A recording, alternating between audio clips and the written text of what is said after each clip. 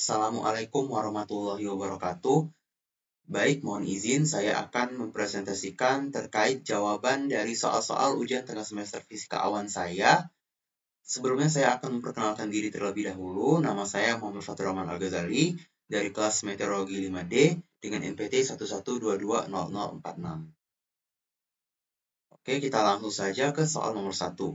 Soal nomor 1 ini diminta untuk menggambarkan dan menjelaskan konsep diagram dari tahap-tahap mikrofisis awan. Di sini saya menjawab dengan sumber di bawah ini, dan ini dia untuk diagramnya. Nah, yang pertama itu ada vapor dan excess vapor atau uap air. Nah, di sini kita digambarkan dengan yang ini. Nah, ini proses menuju excess vapor. Nah, ketika uap ini dalam jumlah berlebih dan suhunya turun, uap akan mulai mengembun menjadi partikel kecil atau partikel awan. Kemudian yang kedua, ada proses kondensasi dan partikel kecil. Partikel kecil ini adalah titik-titik air yang terbentuk saat uap mengembun pada suhu rendah atau ketika kelembapan relatif mencapai lebih dari 100%. Proses kondensasi ini digambarkan dengan panah menuju kotak. Jadi di excess vapor ini menuju ke small particles. Kemudian yang ketiga, pertumbuhan partikel menjadi partikel besar. Nah, ini ditunjukkan di proses growth atau small particles menuju large particles. Partikel kecil ini akan tumbuh menjadi partikel yang lebih besar melalui proses seperti pengembunan lanjutan atau penggabungan dengan partikel lain. Ketika ukuran partikel meningkat, mereka mulai jatuh ke bawah karena pengaruh gravitasi. Oke, nah, jadi setelah dia large particles, lanjut ke kita tinjau di proses nomor 4 dulu ya. Jadi kita tinjau ke proses nomor 4 ini. Di nomor 4 ini ada evaporasi dan penghilangan partikel. Nah, ketika awan naik atau mengalir ke udara yang lebih kering, beberapa partikel awan akan menguap kembali menjadi uap air. Ini digambarkan dengan proses T-evaporation. Pada saat yang sama, ada juga proses di mana partikel yang lebih besar akan jatuh keluar dari awan. Nah, ini disebut removal. Removal ini kita lihat dari small particles.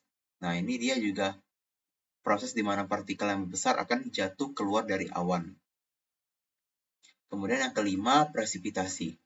Ketika partikel ini tumbuh cukup besar, mereka akhirnya akan jatuh sebagai presipitasi.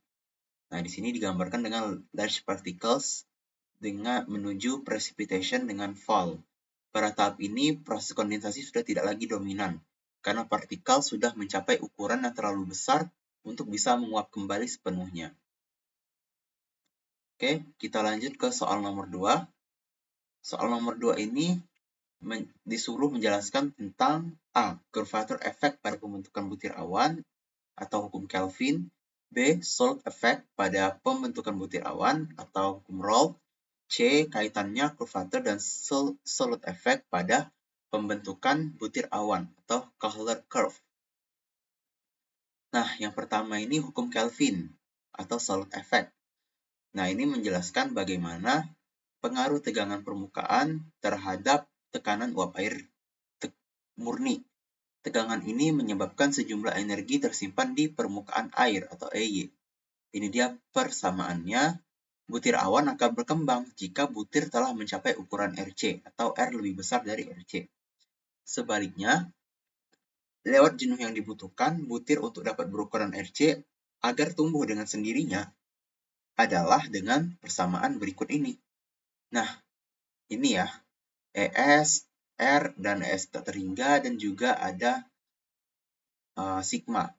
Dari formulasi di atas, kita dapat menarik kesimpulan bahwa dengan adanya efek kelengkungan atau curvature effect, yang relevan dengan R akan menghambat di shape proses pertumbuhan droplet. Jika R droplet semakin besar, maka pengaruh efek kelengkungan akan semakin kecil. Begitu pula sebaliknya. Perhatikan dari persamaan. Nilai ES atau R akan bertambah besar jika R semakin kecil dan sebaliknya. Sehingga jika selisih ES min ESR itu lebih dari 0, pertumbuhan droplet akan optimal karena tekanan uap jenuh droplet lebih kecil dari air murni, sehingga mendorong uap air menuju ke droplet, dan jika ES tak terhingga dikurang SR, ini kurang dari 0, droplet akan sulit untuk tumbuh. Kemudian yang kedua, hukum Raoult. Menurut Raoult, bahan terlarut menyebabkan tekanan uap yang dibutuhkan untuk terjadinya kondensasi menjadi lebih rendah.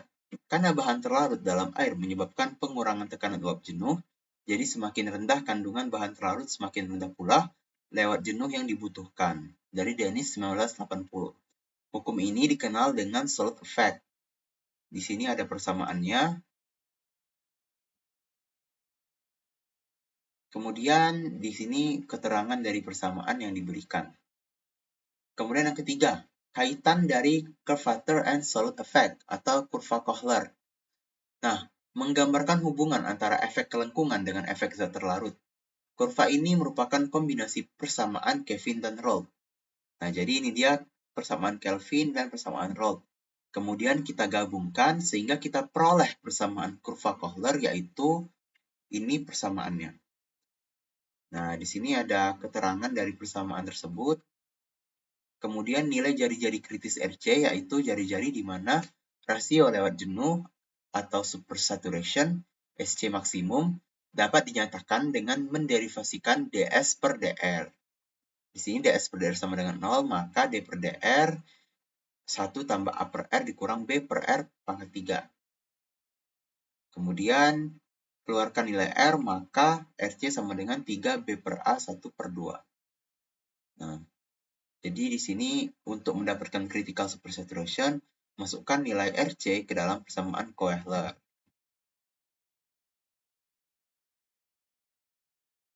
Nah, di sini ada penjelasan terkait Kohler curve. Efek kelangkungan mengakibatkan butir akan terhambat pertumbuhannya, dan adanya efek zat terlarut meningkatkan pertumbuhan droplet untuk membentuk awan karena nilai ES kecil. Puncak kurva tercapai ketika jari mencapai jari kritis R dan rasio jenuh kritis S. Nah, jadi di sini puncak kurva itu akan terlihat ketika jari mencapai jari kritis R dan rasio jenuh kritis S. Droplet dengan R dikurang R bintang akan tumbuh dengan perbandingan jenuh S dikurang S, maka uap air akan berdifusi ke arah droplet. Nah, kemudian jika R melewati R, maka pertumbuhan akan terus berlangsung.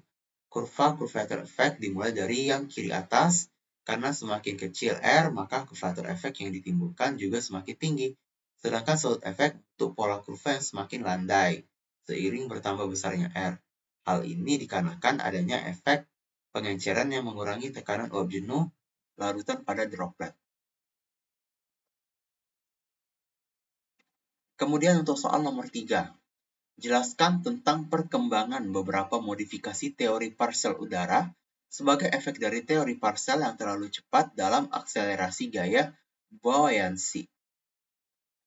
Nah, jadi jawaban saya, untuk mendeskripsikan perilaku elemen konvektif atau thermal dengan lebih akurat, teori parsel dasar telah mengalami berbagai modifikasi. Tujuan dari modifikasi ini adalah untuk mengatasi berbagai keterbatasan dalam teori tersebut. Beberapa modifikasi tersebut akan dijelaskan sebagai berikut ini.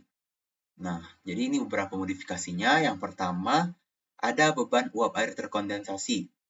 Nah, ini modifikasi ketika parsel udara mengandung uap air yang terkondensasi, K berat dari kondensasi ini mengurangi gaya apung. Gaya apung atau B yang awalnya hanya tergantung pada suhu virtual, sekarang memiliki tambahan faktor terkait massa kondensat. Persamaan yang dimodifikasi untuk daya apung dalam parsel dengan kondensat adalah, ini dia persamaannya. Kemudian yang kedua, pertimbangan gerakan ke bawah. Dalam atmosfer, setiap parsel udara yang bergerak naik akan diikuti dengan gerakan turun dari udara sekitarnya untuk menjaga kontinuitas massa. Hal ini mempengaruhi suhu dan daya apung di sekitar parsel, sehingga stabilitas thermal dapat berubah. Modifikasi ini dijelaskan dengan metode slice yang mengukur perbedaan suhu udara yang naik dan turun. Jadi ini dia persamaannya. Yang ketiga, pengenceran dengan mencampurkan entrainment atau entrainment. Entrainment adalah pencampuran udara luar ke dalam parsel saat parsel naik yang cenderung menurunkan daya apung karena udara luar umumnya lebih kering dan lebih dingin. Proses ini akan mempengaruhi suhu potensial dan kecepatan kenaikan parsel. Persamaan yang menggambarkan efek entrainment terhadap suhu potensial adalah d theta per d theta ini ya. Kemudian yang keempat, resistensi aerodinamis, teori gelembung jet, dan plume. Nah, dalam teori ini, parsel udara yang naik diasumsikan berbentuk seperti gelembung atau plume yang memiliki resistensi aerodinamis, memperlambat pergerakannya. Teori ini menggunakan konsep dari studi laboratorium mengenai konveksi yang menyatakan bahwa kecepatan vertikal U gelembung tergantung pada daya apung B dan jari-jari R gelembung. U sama dengan C GBR pangkat 1/2. Untuk plume yang ideal, contohnya dalam awan cumulonimbus, persamaan aliran massa dan daya apung diatur sebagai berikut ini.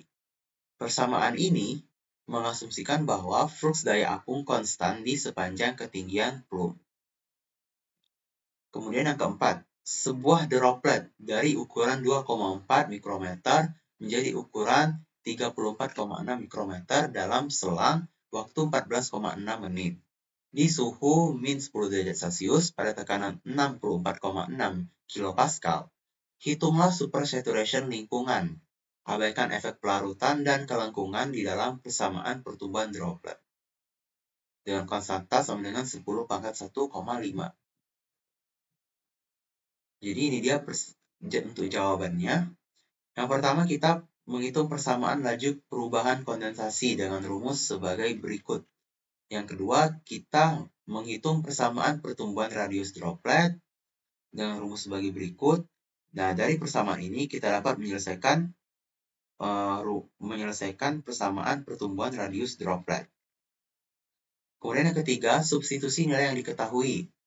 Sehingga 34,6 kuadrat dikurang 2,46 kuadrat per 2 kali 876. Nah, jadi kita langsung hitung saja. Dan dia menghasilkan 0,68 mikrometer kuadrat per sekon. Kemudian berdasarkan kondisi suhu min 10 derajat Celcius dan tekanan 64,6 kilopascal, konstanta difusi kira-kira adalah 31,62 mikrometer kuadrat per sekon. Kita bisa menghitung rasio saturasi S-1 sebagai berikut. Jadi S-1 ini kita bandingkan 0,68 per 31,62. Maka didapat 0,021. Jadi S-1 itu sama dengan 0,021. Atau S sama dengan 1 ditambah 0,021 sama dengan 1,021. Yang berarti supersaturation lingkungan sekitar 2,1%. Jadi kesimpulannya, supersaturation lingkungan S-1 adalah sekitar 2,1%. Kemudian, dengan kondisi droplet bertumbuh dari 2,46 mikrometer ke 3,46 mikrometer dalam waktu 14,6 menit. Pada suhu min 10 derajat Celcius dan tekanan 64,6 kilopascal.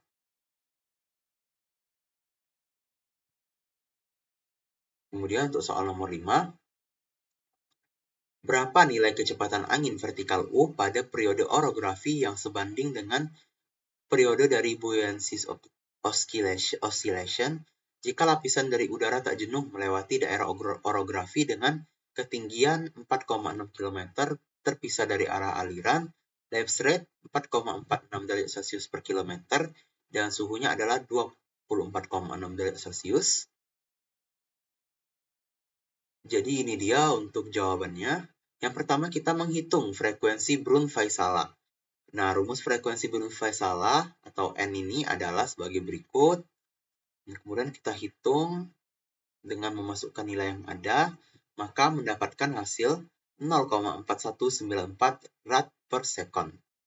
Kemudian yang kedua, setelah menghitung frekuensi Brun-Väisälä, maka kita dapat menghitung kecepatan angin vertikal atau U dengan rumus sebagai berikut ini. U sama dengan ln per 2V.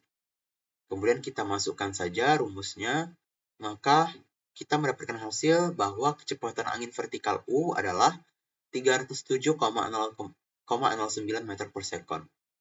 Nah, kecepatan angin vertikal U pada periode orografi yang sebanding dengan periode dari buoyancy oscillation adalah sekitar 307,09 meter per second. Oke, baik, itu saja presentasi dari saya. Terima kasih. Mohon maaf apabila ada kesalahan kata-kata. Wassalamualaikum warahmatullahi wabarakatuh.